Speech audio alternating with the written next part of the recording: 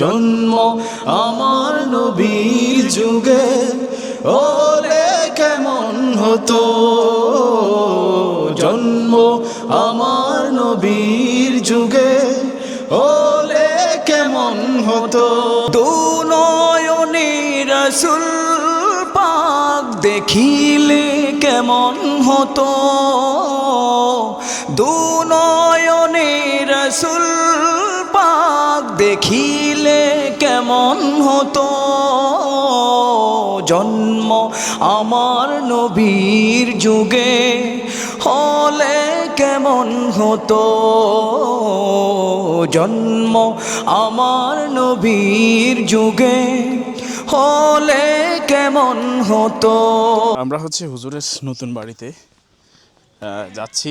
যাওয়ার পথে আপনাদেরকে একটু শেয়ার করছিলাম হুজুরের বাড়িটা। পুরনো দিনের বাড়ি, পরিবেশটাও আসলে পুরনো, এটাই স্বাভাবিক।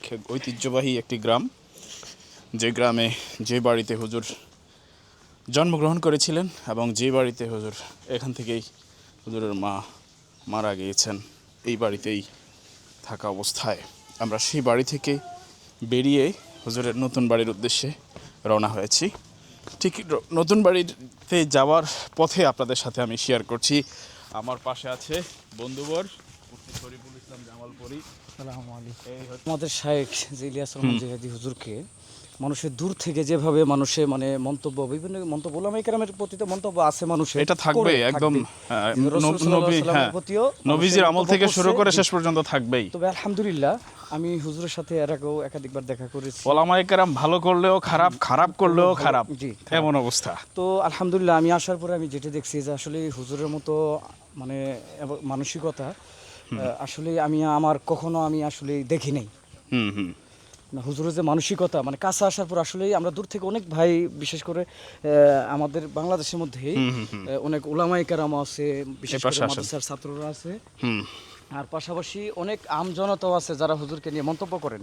তো যেটা আমি মানে আসলে কাছে আসার পর আমি বুঝছি যে আসলে এত বড় একজন সুপারস্টার এবং এত বড় একজন ব্যক্তি, এই যে দেখেন মাঝখানে আমি বলি, এই যে দেখেন হুজুরের বাড়িটা দেখতে পাচ্ছেন, কি চমৎকার ভাবে তৈরি করতেছে। তো আমি আসলে হুজুরের কাছে আসার পরে দেখতেছি যে হুজুর তো আমার আগে থেকে আমার শায়েখ, তো কাছে আসার পর থেকে আসলেই মানে যে ওনার মতো যে মানসিকতা এরকম খুবই কম পাওয়া যাবে।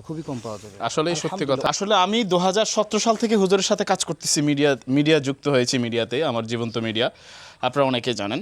এই জীবন্ত মিডিয়ার পরিচালক আমি, মালিক তো আল্লাহ। তবে এই বিষয়টা আমি বলি, 17 সাল থেকে হুজুরের সাথে আমার পরিচিত এবং কাজ করা শুরু করছি। আজকে 2026 সাল, আজকে 6ই আগস্ট, আজকে পর্যন্ত আমার উলামায়ে কেরামের মধ্যে আমার দেখা যদি অহংকার মুক্ত থাকে, একমাত্র মুফতি ইলিয়াসুর রহমান জিহাদি সাহেবকে আমি পেয়েছি। অহংকার মুক্ত থাকে যদি এমন কোনো উলামায়ে কেরামের মধ্যে একজন, তাহলে একমাত্র আমি ইলিয়াসুর রহমান জিহাদি সাহেবকে পাইছি।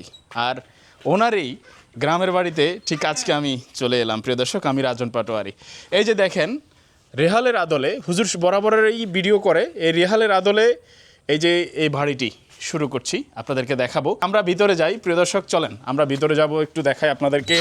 ওয়াও, মাশাআল্লাহ, আল্লাহু আকবার, সুবহানাল্লাহ সুবহানাল্লাহ। আপনি কালারটা দেখছেন এদিকের মেঘের সাথে, এবং মানে বাড়িটার কি সৌন্দর্য ফুটে উঠলো।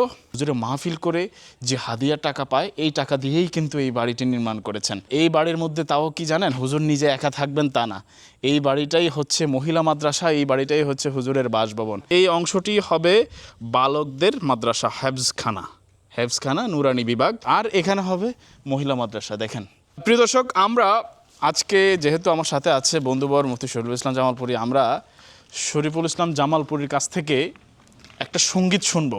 জন্ম আমার নবীর যুগে হলে কেমন হতো, জন্ম আমার নবীর যুগে হলে কেমন হতো। দু নয়নে রাসূল পাক দেখিলে কেমন হতো, দু নয়নে রাসূল পাক দেখিলে কেমন হতো। জন্ম আমার নবীর যুগে হলে কেমন হতো জন্ম আমার নবীর যুগে, হলে কেমন হতো। আসতো ভেসে হযরতে বেলালের মধুর আযান, যে আযানে ছিল এমন প্রেম মুগ্ধ রহমান।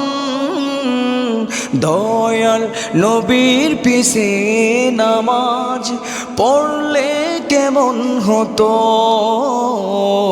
দয়াল নবীর পিছে নামাজ পড়লে কেমন হতো। জন্ম আমার নবীর যুগে, হলে কেমন হতো। জন্ম আমার নবীর যুগে, হলে কেমন হতো। দুনয়নে রাসূল পাক দেখিলে কেমন হতো, দুনয়নে রাসূল পাক দেখিলে কেমন হতো। জন্ম আমার নবীর যুগে, হলে কেমন হতো। জন্ম আমার নবীর যুগে, হলে কেমন হতো। জন্ম আমার নবীর যুগে, হলে কেমন হতো। জন্ম আমার নবীর যুগে, হলে কেমন হতো। আমরা আজকে এখান থেকে শেষ করব, বিদায় নিব আপনাদেরকে।